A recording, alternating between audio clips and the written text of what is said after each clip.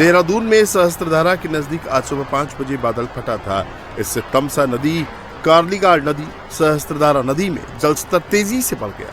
सहस्त्रधारा समेत आसपास के इलाके तपोवन, IT पार्क, गंगौरा, घड़ी कैंट इलाके में पानी भर गया। कई सड़कें बह गईं। 2 लोग लापता बताए जा रहे हैं।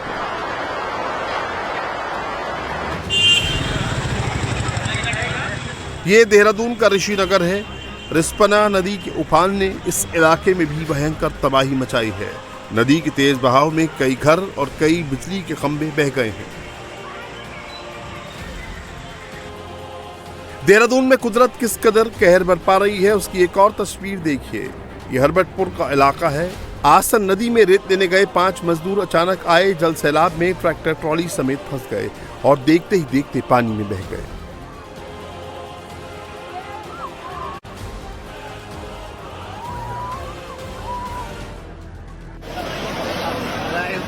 कुछ ऐसा ही मंजर विकासनगर इलाके में भी दिखा। सेलाकुई की आसन नदी में शख्स बहकर आ गया। तेज धारा के बीच ये किसी तरह झाड़ियों को पकड़कर अपनी जान बचाने की कोशिश करता रहा और मदद के लिए पुकारता रहा।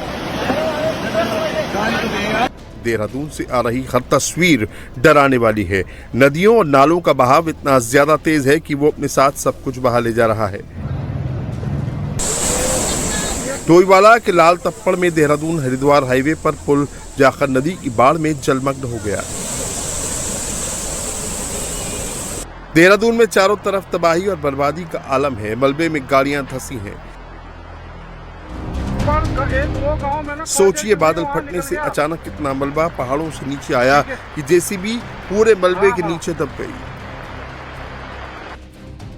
ये सहस्त्रधारा का होटल है। इस होटल की हालत देखकर आप अंदाजा लगा सकते हैं कि सैलाबी पानी की रफ्तार कितनी भयंकर थी। पूरा होटल तबाह हो चुका है। ये है कि पानी का वेग अभी भी कम नहीं हो रहा। आप देख रहे हैं कि यहाँ पे इसमें लोगों को जेसीबी मशीन द्वारा ये नाला पार कराया जा रहा है। ये सड़क पूरी तरह टूट चुकी है। ऊपर से पानी जो है वो पहाड़ों से आ रहा है और जिसकी वजह से काफ़ी ज़्यादा स्थिति आप देख रहे हैं कि गाँव के लोग, जो स्थानीय लोग हैं, उनको जेसीबी मशीन द्वारा ये रोड पार कराई जा रही है। हालात यह है, आवागमन पूरी तरीके से ठप हो रखा है। अभी भी 26 लोग कार्लीघाट गांव में फंसे हुए हैं। 2 लोग लापता बताए जा रहे हैं। हालांकि प्रशासन पूरी तरीके से रात सही मुस्तैद है यहाँ पे। अगर हम कहें कि यहाँ पे थोड़ी सी दिक्कतें आ रही हैं प्रशासन के लिए, क्योंकि आप जो स्थिति देख रहे हैं कि जगह जगह रोड ब्लॉक हैं और मलबा आने की वजह से बार बार ये रोड ब्लॉक हो जा रहा है। रेस्क्यू टीमें हालत सुधारने में लगी हैं। SDRF, NDRF और स्थानीय प्रशासन की टीम ग्राउंड जीरो पर है, लेकिन बर्बादी इतनी भयंकर है कि अभी भी हालात कंट्रोल करने में वक्त लगेगा। सहस्त्रधारा में करीब 300 से 400 लोगों को रेस्क्यू किया गया है। 30 स्थानों पर सड़क पूरी तरह से बह गई है। घरों को बहुत नुकसान हुआ है, सरकारी संपत्तियों को नुकसान हुआ है और पूरा जनजीवन अभी अस्त व्यस्त है। उसको सामान्य करने के लिए सभी प्रयास किए जा रहे हैं। बहुत सारे संपर्क मार्ग कट गए हैं। अभी नदियों का जो जल स्तर है वो भी काफ़ी बढ़ा हुआ है। पुल भी खतरे की जद में, आप देख रहे होंगे। ये हमारा सोंग और बांदल पर बांदल 2 नदियाँ यहाँ पर मिलती हैं। उस पुल को भी खतरा हो गया है। उसका जल स्तर कम होगा। हम लोग सभी विभाग हमारे युद्ध स्तर पर काम कर रहे हैं, सभी कोऑर्डिनेशन कर रहे हैं।